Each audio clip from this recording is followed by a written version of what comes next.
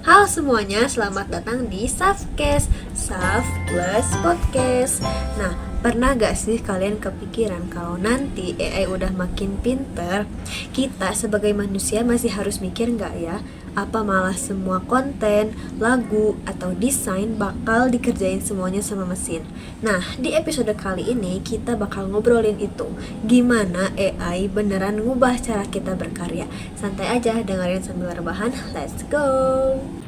AI atau kepanjangannya Artificial Intelligence atau kecerdasan buatan adalah sistem yang dapat memahami, belajar, dan berpikir layaknya manusia dalam beberapa aspek seperti mengenali pola, membuat prediksi, dan menyelesaikan masalah kompleks.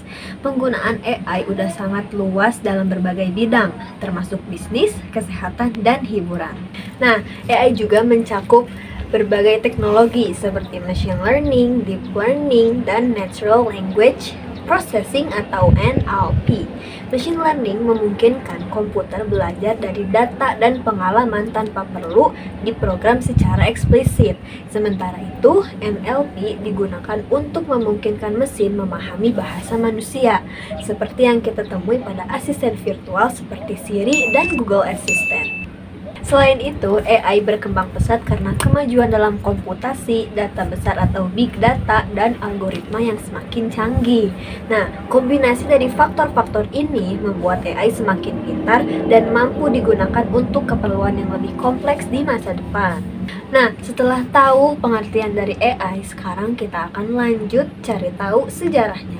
Nah, perkembangan AI dimulai sejak tahun 1950-an ketika Alan Turing atau yang sering disebut dengan penemu Artificial Intelligence, seorang ilmuwan komputer memperkenalkan konsep mesin yang dapat berpikir seperti manusia. Nah, Turing juga menciptakan Turing Test yang digunakan untuk mengukur kemampuan mesin dalam meniru kecerdasan manusia. Pada tahun 1996, istilah Artificial Intelligence pertama kali diperkenalkan di konferensi di Dartmouth College.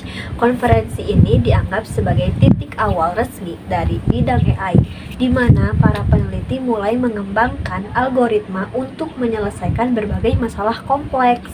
Pada tahun 80-an, AI mulai berkembang pesat dengan munculnya expert system, yaitu sistem yang dapat memberikan rekomendasi berdasarkan pengetahuan yang telah diprogram sebelumnya. Teknologi ini banyak digunakan di sektor medis dan bisnis. Memasuki era 2000-an, perkembangan AI semakin pesat berkat kemajuan komputasi dan data yang melimpah. Teknologi seperti deep learning dan neural networks mulai diterapkan dalam berbagai aplikasi seperti pengenalan wajah dan kendaraan otonom. Wow, canggih banget ya.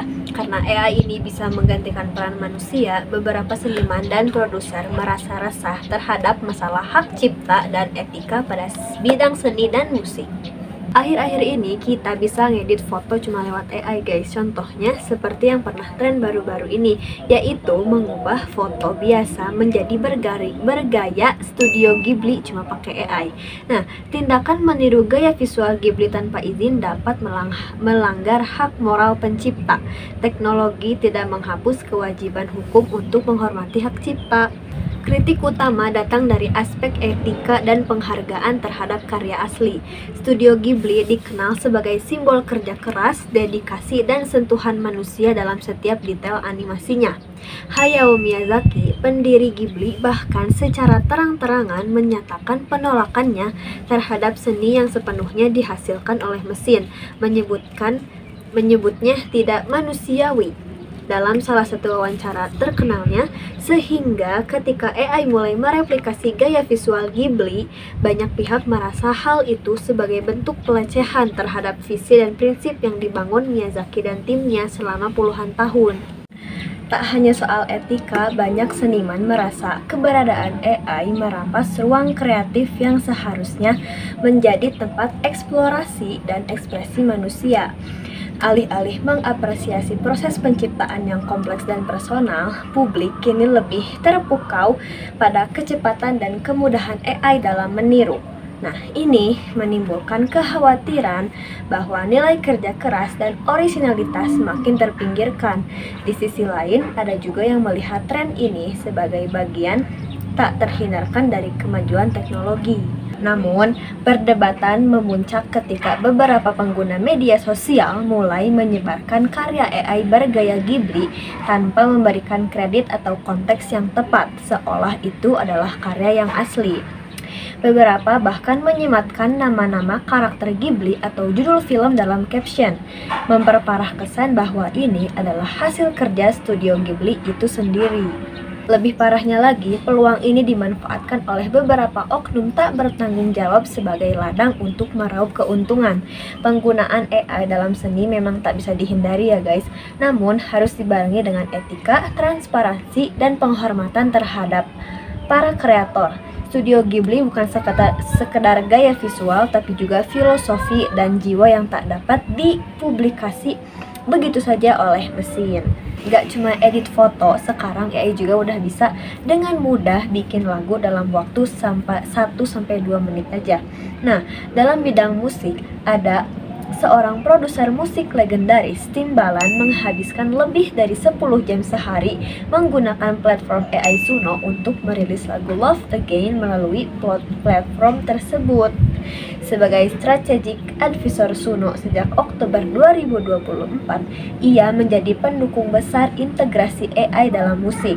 Namun, pada Juni 2025, Timbaland menuai kritik karena diduga menggunakan beat produser K-Fresh tanpa izin dalam eksperimen AI-nya. Dan pada 21 Juni 2025, ia meminta maaf dan mengakui kelalaiannya dalam antusiasme mengeksplorasi AI.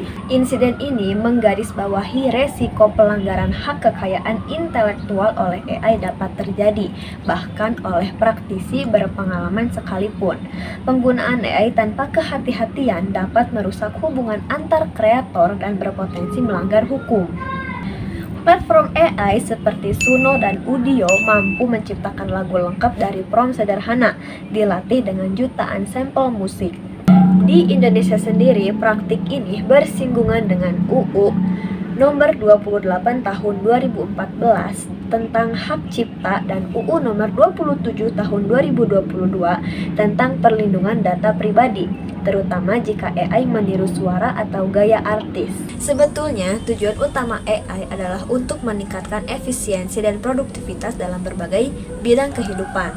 Dengan AI, banyak tugas yang sebelumnya membutuhkan waktu lama dapat diselesaikan dengan cepat dan akurat. Selain itu, AI juga bertujuan untuk meningkatkan pengalaman pengguna dalam berbagai layanan digital. Misalnya dalam e-commerce, AI digunakan untuk memberikan rekomendasi produk yang sesuai dengan referensi pengguna. Meskipun AI memiliki banyak manfaat, ada beberapa bahaya yang perlu diperhatikan, di antaranya kehilangan lapangan pekerjaan, keamanan data dan privasi, ketergantungan teknologi, dan pengambilan keputusan yang tidak etis. Jadi guys, AI tuh nggak bisa sepenuhnya menyamai ide dan kreativitas manusia, karena sejatinya AI hanyalah teknologi buatan yang diciptakan untuk membantu dan mempermudah pekerjaan manusia, bukan untuk menggantikan manusia itu sendiri. Nah, kita udah sampai di akhir episode kali ini guys. Kreativitas itu kayak soft pas lagi sholat, harus lurus, rapat, dan saling jaga. Begitu juga dengan ide kita. Makasih udah dengerin Softcase sampai akhir. Kalau kalian suka obrolan kayak gini, jangan lupa follow Softcase biar gak ketinggalan. Sampai jumpa di episode selanjutnya. Soft out!